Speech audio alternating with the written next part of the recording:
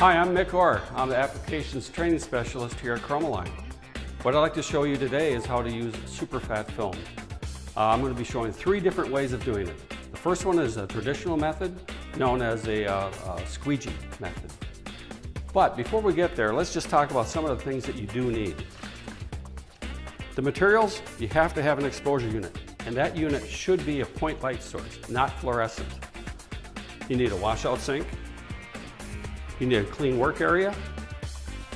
You need scoop coaters, a laminating emulsion, such as this UDC Ace, works very well.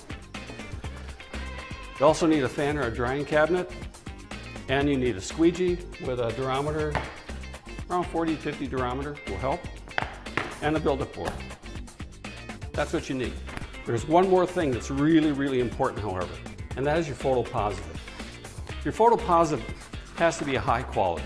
This material is not cheap to work with. Why start with something inferior? Start with a high quality positive, say it's from an inkjet printer, or in this case, this is actually a camera shot. Okay, that's about it for there. So let's get started. I'm gonna start with my build-up board and a nice clean screen, 110. And by the way, it's yellow mesh. Oh, one other thing. I don't know if you noticed, but I'm under yellow light. You have to work under yellow light all the time. Subdued lighting is okay, but yellow's better. So I got a nice clean screen. Now I'm gonna take out my film. I already pre-cut it to the size I need. This film is coated on 2 sides. What you have to do is pull off the polyethylene side. Sometimes that can get a little tricky, but just by peeling on the edges here, it'll pop right up. There we go. Just peel that off. This, just throw it away. It's not needed. Now, with the build-up board, what I like to do is take a piece of newsprint, lay on my build-up board like this.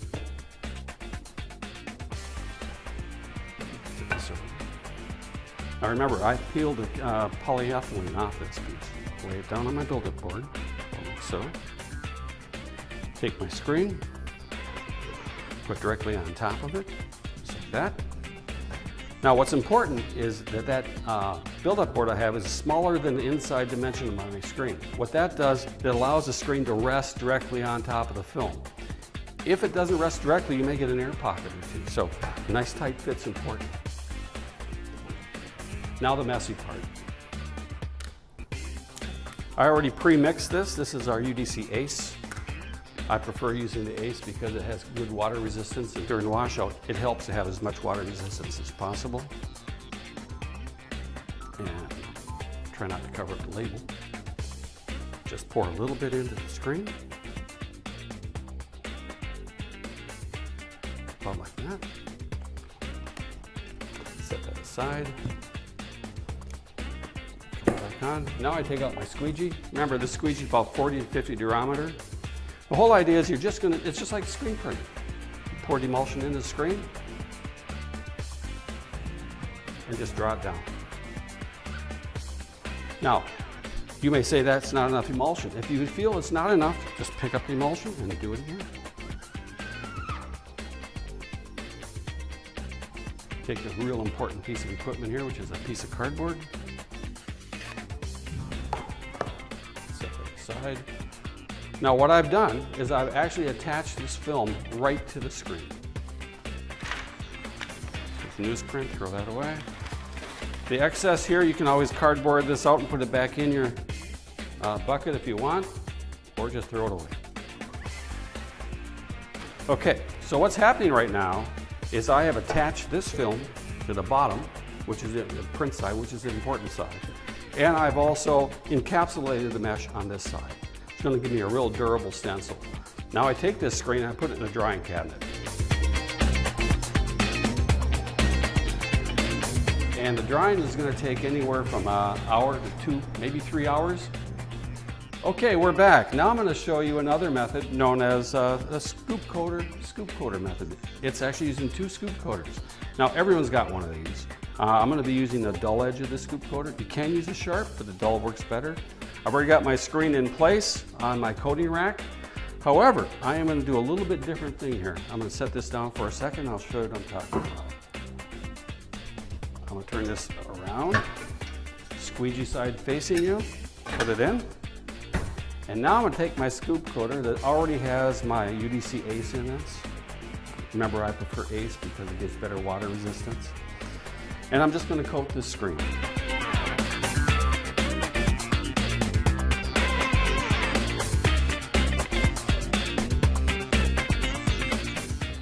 What I like to do is make sure I have enough emulsion. Is just look at the other side. And it should be nice and shiny. Not quite enough emulsion on this. I'm going to put one more coat on here.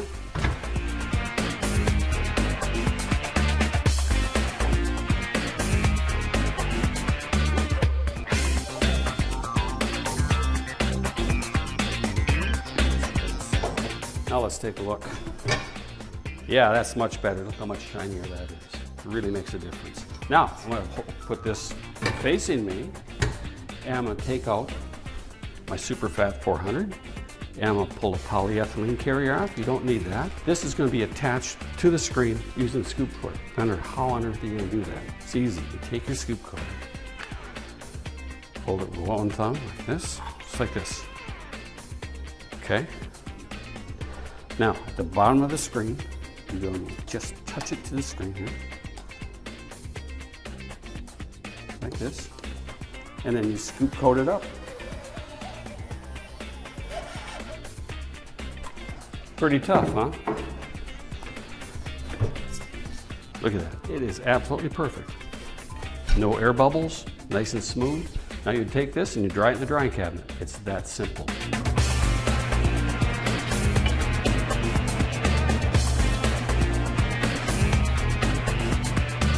Okay, third method, and that method is known as a spray gun method. Again, I got a nice clean screen.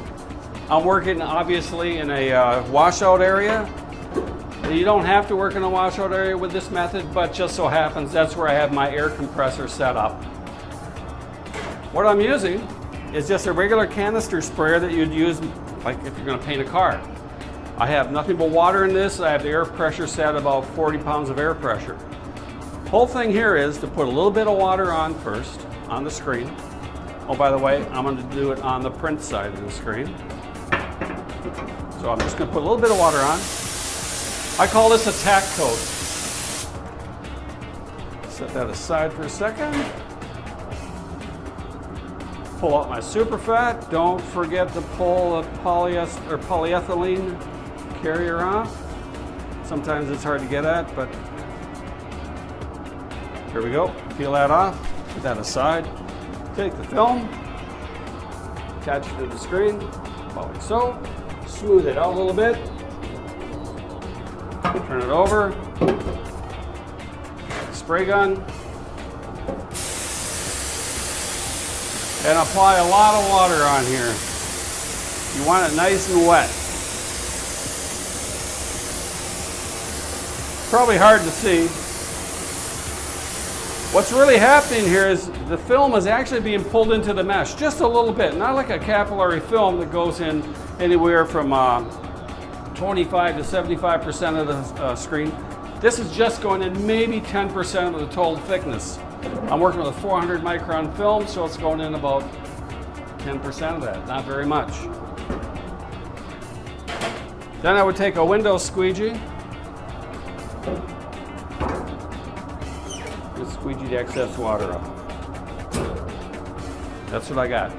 The nice thing about this is it's attached, but it's not done yet. The next step is to put this in the drying cabinet, leave it there for about 10 or 15 minutes at about 110 degrees Fahrenheit. It's that simple. Okay, now you saw how I applied the film using the spray gun method, and here it is, it's nice and applied. Okay, the next step is important, and that is, again, use a coating rack if you got one. You want squeegee side facing you this time. You take your scoop coater, which is full of emulsion, and you just coat the inside.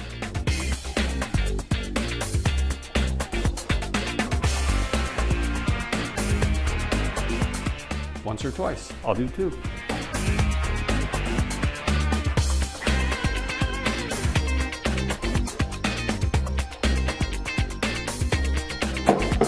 Side.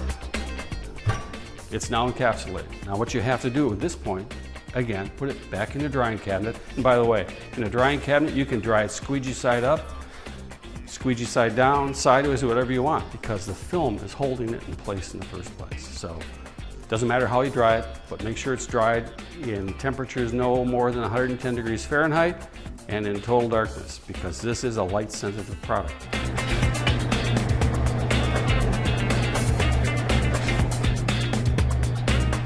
Okay, now that all the screens are dry that I just made, all three methods, it all boils down to the same way to expose. You peel the polyester carrier off and you got this film. Remember, the carrier doesn't remove easily, it's not dry. Put it back in your drying cabinet. This one's plenty dry. Now I got my high quality positive and I'm going to put it on here. When I mean high quality, I mean not vellum. You need something better, something like this. Now I'm going to take this, I'm going to just put it on any old way I want here, and over to my exposure unit. This is a point light source. Remember, fluorescent lights, they really don't work. You need a point light source. I already set my time. It really depends on how strong your exposure unit is as to what the time should be. You're going to have to run a step test in order to get the proper exposure. I did make a video previously on doing step tests. Just look at that video. It's the same with super phat as with any films or emulsions. So I got this in place, drop it down, turn on my vacuum.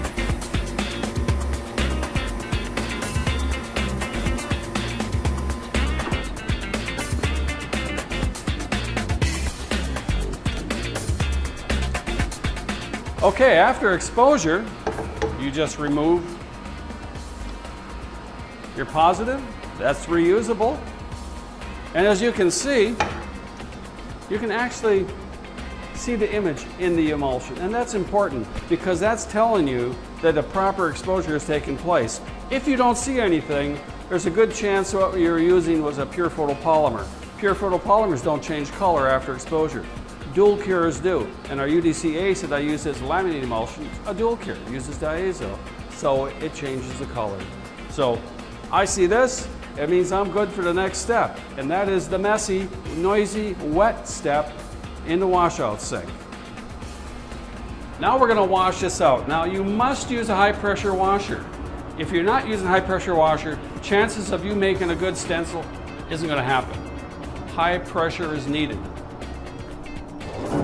This is my high pressure washer. I'm going to turn it on. It's going to get a little noisy, so I'm just going to wash it out. And by the way, super phat takes a long time to wash out with a high pressure washer. Oh, and some people say, well, why can't I just soak it? Won't do any good. You have to start with high pressure and just go all the way through. Also, almost all the wash is going to be done on this side of the screen. You can rinse from time to time on this side, but it's all on the print side that you work with. So I'm going to turn the pressure washer on and start. Now this pressure washer is 3,000 pounds of water pressure. You don't want to be too close to the screen, that's too close. You want to be probably about 18 inches away.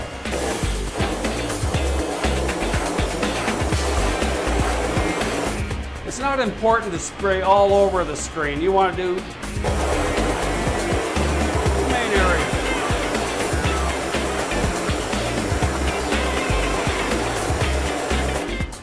And once in a while, just turn this side around.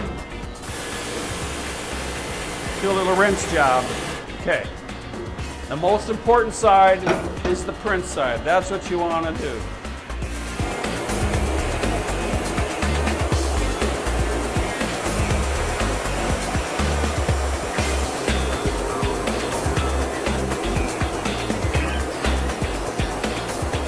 And last step, turn it over and do a quick rinse job.